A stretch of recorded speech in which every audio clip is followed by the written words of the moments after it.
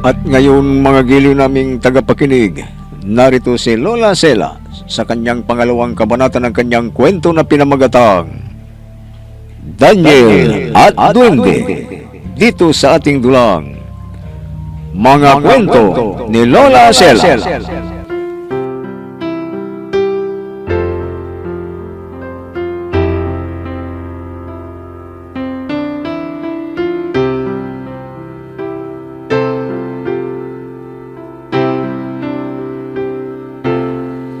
Napansin ng ina ni Daniel na parang balisar siya sa gabing yun. At nasabi niya sa ina na pilit siyang sinasama ni Don Anselmo na bibiyahe papunta sa bagong tuklas na bundok. Dahil sabi ng isang tauhan na nakatuklas ay marami raw ang kayamanan sa ilalim ng nasabing bundok. 5 malalaking truck ang sinakyan nila na may kasamang 200 tauhan. Nakarating sila sa bundok at nag-utos ang Don ng 10 kalalakihan na lumusog sa butas papunta sa ilalim ng bundok at tignan ang mga kayamanan. Subalit, iisa ang nakaahon dahil kinain sila ng mga alakdan. Senyor Anselmo. Senyor. O Daniel, bakit? Anong nangyari? Senyor, sabi ng mga driver ng mobile house natin, kailangan daw aalis na tayo dito. May sinyalis daw. Nasasabog ang bulkan na katabi ng bundok na ito. Pero wala pa namang usok na lumalabas. Imposibleng sinasabi niya. Kailangan daw na aalis na tayo ngayon din. Delikado ang lagay daw natin. Baka mamatay tayong lahat kapag hindi tayo umalis kaagad dito. Hindi pa tayo aalis. Hintayin pa natin yung mga tauhan na pinalusong ko sa ilalim. Kahit makakuha man lang sila ng kaunting kayamanan, pwede na. Bakit ang ingay na naman nila? Anong nangyayari? Senyor Anselmo! Senyor Anselmo! Senyor! Senyor! Kwan!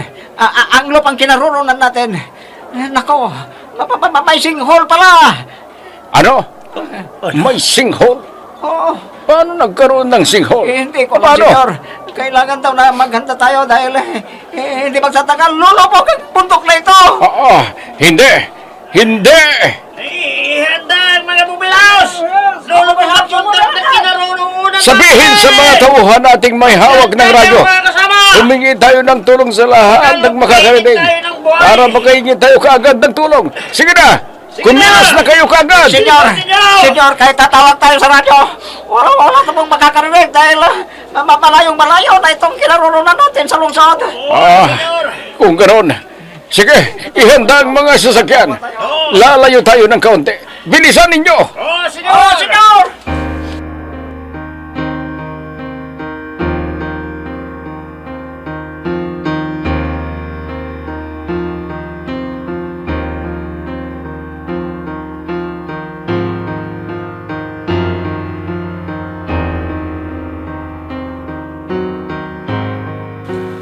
Naulog sa singhole na 4 na mobile house Dito tatama sa malapit sa atin. Dito tatama. Tingnan ninyo kung may kailangang iligtas sa loob ng mga mobile house. Opo, mahal na kayo na. Tayo na mga kasama. Iligtas natin ang mga taong nasa loob ng mobile house. Tayo na mga kasama. Saan sila pupunta? Bakit lumalabas sila sa mga lagusan? Inutusan ko silang tignan ang loob ng mga nahuhulog na mobile house ng mga tao at iligtas ang mga taong nasa loob. Makakainin sila ng mga gutom na alakdan. Pero naman sila. Sasabog na ang bulkan nilang Reyna. Kapamakan. Mapapahamak lang mga inutusan ninyo. Hindi, Susana. Matagal pa.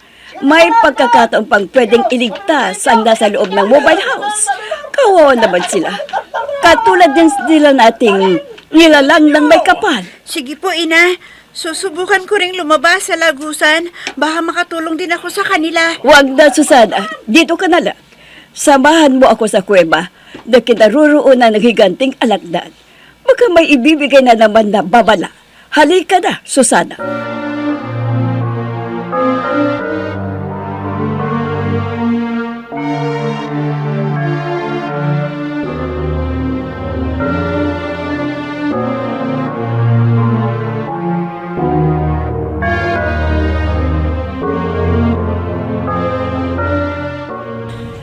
Magtatabunan na! Alang lupa at mubalas! Lumabas na tayo dito! Oh, Diyos ko, hindi ako makalabas. Wala na akong daraanan. Dito! Saan ako dadaan? Saan? Dito kayo dumaan! Lumabas kayo lahat yan! Mga tao nakasuot ng parang duwende. Dito! Mga kasama! May mga kalalakihan na nakasuot ng parang duwende. At sila magliligtas sa atin. Doon daw tayo dadaan. Bilisan ninyo! Daniel! Tayo na mga kasama! Sundan natin sila, Daniel! Bilisan ninyo! Nasaan na si Don Anselmo? Bakit hindi ko siya nakikita? Nasaan na siya mga kasama? Nakasakay na sa van! At palayo na siya sa lugar na ito! Ganun ba? Nauna na siya! Sige, sumunod kayo sa akin. At lalabas na tayo sa mobile house na ito. Bilisan ninyo mga kasama! Sige, Daniel! Tayo na!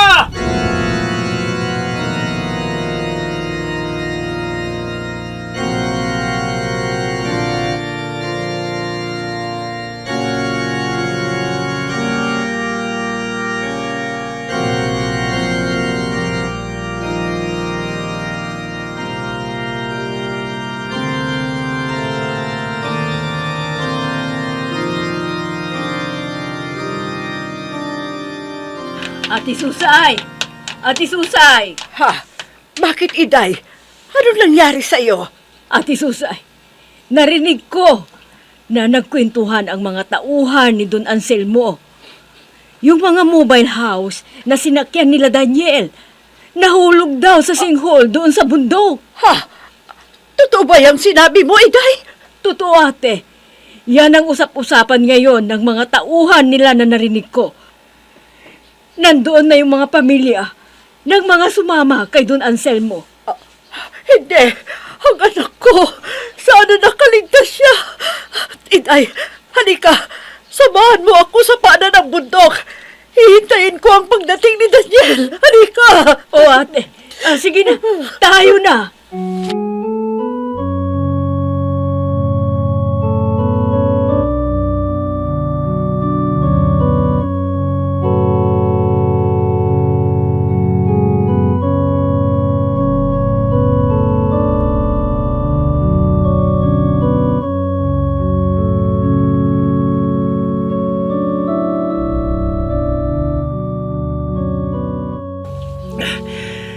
Nagkakamangha ang mga duwende. Hindi sila maliliit. At walang pinag-iba sa aming mga tao. At mababait sila. At ang gaganda ng mga babaeng duwende. Kumusta ka na, Ginoo? Hindi ka ba nasaktan nang sinagip ka ng mga kawal namin? Hindi naman. Napakaganda niya. Ngayon lang ako nakakita ng ganitong kaamong muka. At ang ganda ng katawan. Napakakinis ng kanyang balat. Ako nga pala si Susana. Ikaw, anong pangalan mo? Ako naman si Daniel. Wala bang pwedeng mahigaan? Iulan ko lang sana ang likod ko. May silid kami rito para sa mga panauhin. Halika, sumunod ka sa akin.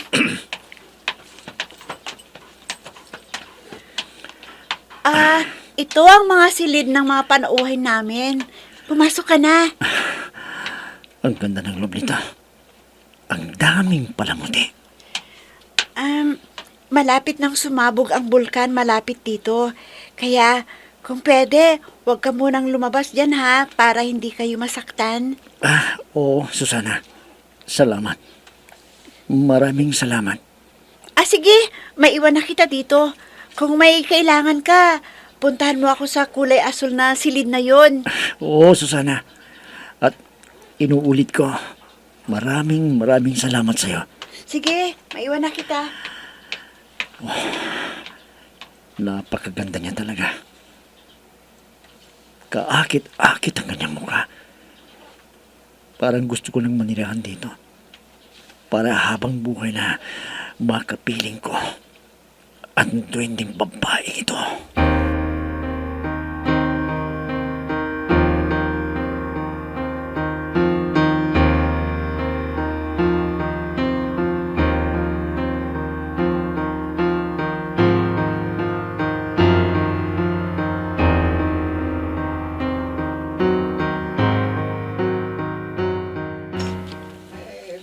Bakit wala pa dumarating ka, Lisa? Oo, namatay na silang lahat.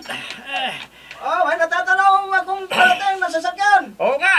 Ayan, tingnan ninyo, nandiyan na sila. Oo nga, pero isang sasakyan lang yung dumarating. Oo nga eh. Dalawa lang ang lulan. Tatawa lang talaga. Oh, ayan oh. Bakit kaya? Anong nangyari? Wala yung mga mobile house. Wala. Wala eh. Oh, sige, doon ka. Sige na. Daniel! Anak! Ikaw na ba yan? Daniel! Ako, di ko. Daniel! Sige, naman ka. Ate! Parang hindi si Daniel ang lulan ng sasakyan na yan. Tumabi kayo. Huwag niyong haharangan ng van. Tayo, tabi! Tabi kayo! Ayun na, Anselmo. Nasaan naman ito kasama ninyo? Senyor Anselmo. Nasaan siya? Nasaan yung mga kasama niyo? Ikinalulungkot ko. Walang isa man ang nakaligtas ng lambunin ng sinkhole ang mga mobile house. Senyor! Senyor, anong nangyari? Nasaan ang aking anak? Nasaan si Daniel? Nasaan? Ha? Kuan. Katulad ng sinabi ko, walang nakaligtas sa kanila. Dahil pagsakay ko sa van na ito, bumagsak na sila sa ilalim ng lupa. Oh, Diyos ko! Ang anak ko!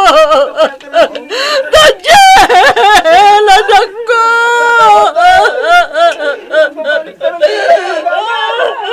Anak ko!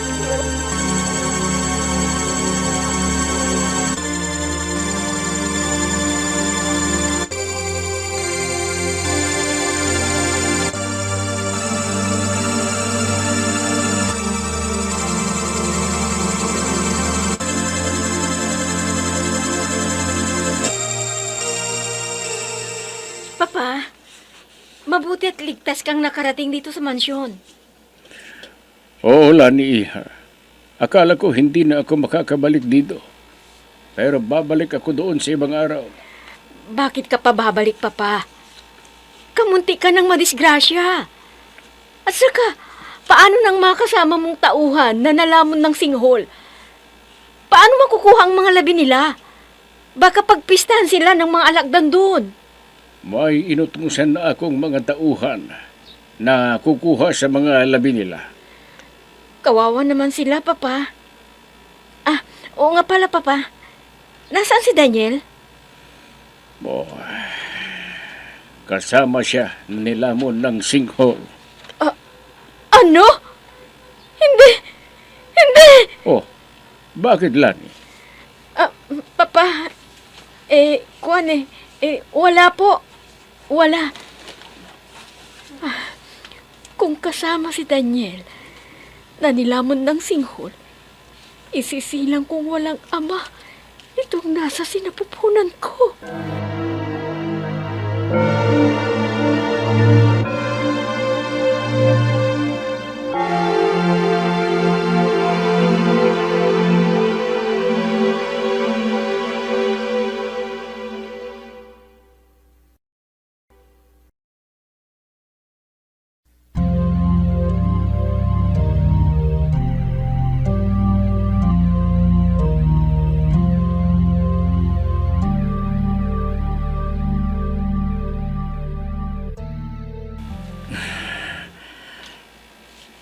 Kumusta na kaya si Senyorita Lani? Halata na kaya ngayon ang tiyan niya? Kinakabahan ako. Dahil kapag nalaman ni Senyor Anselmo na pinakialaman kong anak niya, siguradong mapapatay niya ako. Sa bagay, hindi ko naman kagustuhan ang nangyari. Nakailma ko noon. At parang hindi ko alam ang ginagawa ko. Siya ang nagpainom sa akin ng maraming alak nalasing ako. Nahilo ako. At nang magkamalay ako, nasa silda niya ako. At katabi ko siya.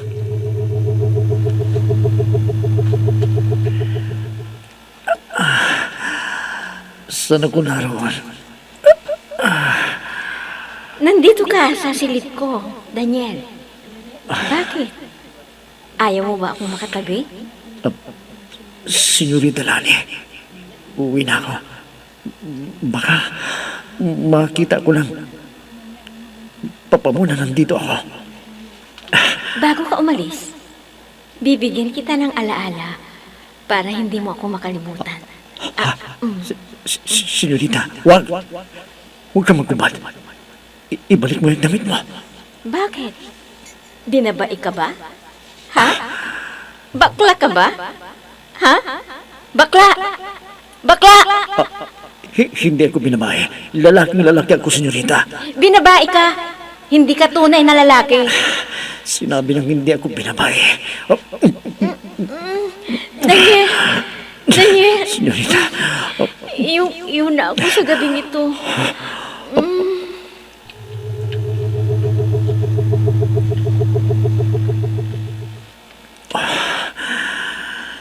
inakit niya ako. At sabi niya, nagbunga raw ang ginawa namin yon. Oh, ano yan?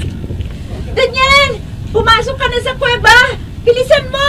Sumabog na ang bulkan! Oo, Susana! Diyos ko, hindi kaya matabulan ang lugar na ito. Napakalakas ng tunog na naririnig ko. Katabi pala ito ng bunganga ng bulkan.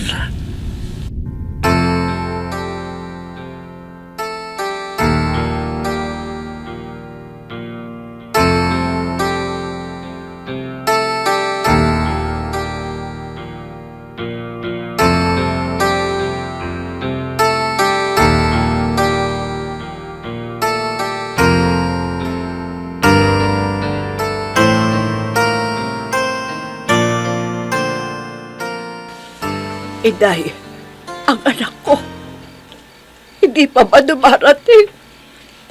Hindi pa, ate. Tama na yan, ate. Kumain ka na. Pangalawang araw nang hindi ka kumakain. Baka magkasakit ka pa. Sige na, kumain ka na kahit kunti lang para magkalaman yung tiyan mo. Hindi ako kakain hanggat hindi dumarating si Daniel. Paano kung... Paano kung ano? Anong ibig mong sabihin? Ano, Inay? Wala, ate. Wala.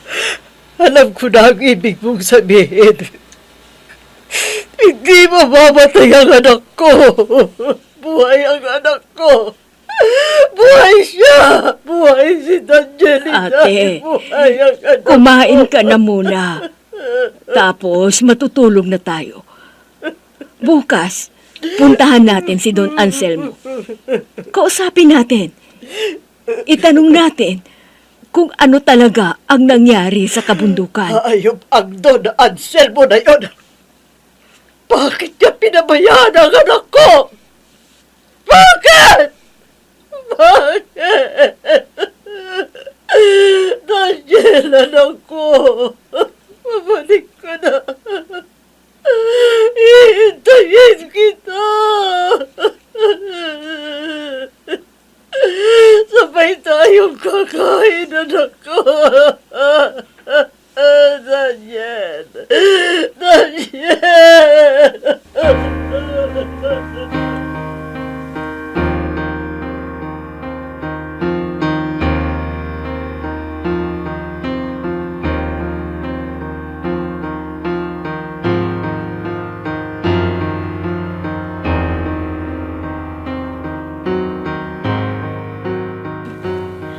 Papa!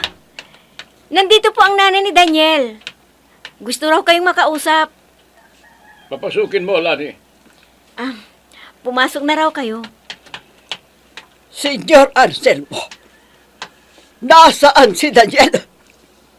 Nasaan ang aking anak? Ha? Susay, hindi ko alam kung nasaan si Daniel. Ako nga, hindi ko alam kung paano ako nakaligtas sa nangyari. Ayaw sumama ng aking anak. Pero pinilit mo. Teka, sinisisi mo ba ako sa nangyari, ha, Susay? At sino ang sisisihin ko? Ang anak ko? Ganun ba? Ganun ba, senyor? Kung sakaling namatay ang anak mo, hindi ako ang dapat hong sisihin, kundi ang kalikasan. Pumutok ang bulkan sa gitna ng kabundukan. Nagkaroon pa ng sinkhole, kaya natabunan ng lupa ang mobile house. Buti na lang at nakasakay na ako sa van. Kundi pati ako, hindi na rin nakauwi dito ng buhay. Bakit mo sila pinabayaan? Bakit hindi kayo humingi ng tulong? Bakit pinabayaan mo sila? Sarili mo lamang ang iniligtas mo! Hayop ka, Senyor Anselmo! Hayop! Huwag mong sabihing hayop ako. Kung uulitin mo pa, sasampalin kitang animal ka. Hayop ka, Senyor! Hayop! Hayop! Sinabi nang huwag mo nang sabihan yan. Oh!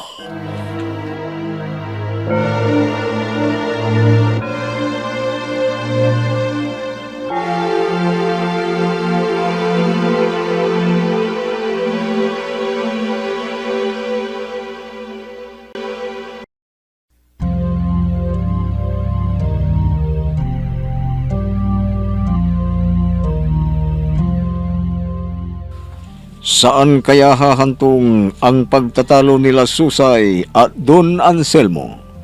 Mga gilim naming tagapakinig, abangan ang susunod na kabanata ng ating kwento na pinamagatang Daniel at Duwende, dito sa ating dulang Mga Kwento ni Lola Sela.